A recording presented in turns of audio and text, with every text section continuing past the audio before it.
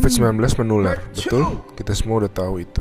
Parahnya karena masa inkubasinya bisa sampai 14 hari, orang bisa positif corona tanpa demam dan batuk. Gak kelihatan. Kalaupun dia nanti batuk dan demam, bisa jadi itu bukan corona, bisa jadi flu biasa. Jadi bingung kan? Nah, saat ini cara yang paling akurat yang kita punya adalah dengan testing. Pemerintah ini sedang mempersiapkan testing massal di hari-hari ke depan. Pesan utama video ini adalah jangan panik ketika nanti setelah testing massal, angka positif corona kita naik tajam.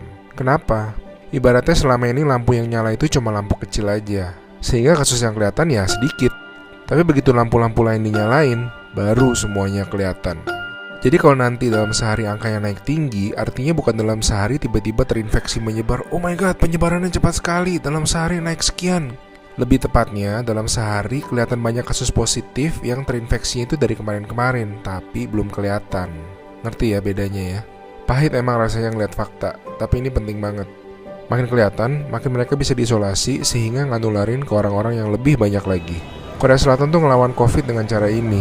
Mereka ngetes 300.000 orang dalam 7 minggu, sehingga mereka nemuin 8.000 orang yang langsung diisolasi, sehingga tidak menginfeksi khalayak yang lebih luas lagi. Kurva mereka langsung gepeng.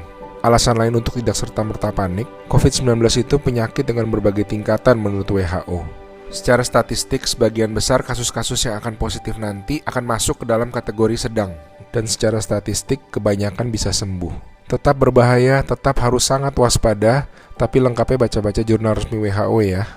Di hari-hari ke depan kita akan lihat banyak orang positif corona, teman-teman kita, saudara-saudara kita. Tapi ingat, jangan jadi stigma. Corona itu bukan aib, dia bukan dosa, dia bukan kesalahan orang itu sendiri. Jadi kita tetap harus waspada, harus menjaga diri kita tidak terinfeksi. Kita malahan harus bantu mereka untuk jadi sembuh. Jadi akhirnya massive testing itu perlu, supaya yang sakit dan tercecer di sana-sini bisa diisolasi sehingga tidak menimbulkan lebih banyak orang yang terinfeksi.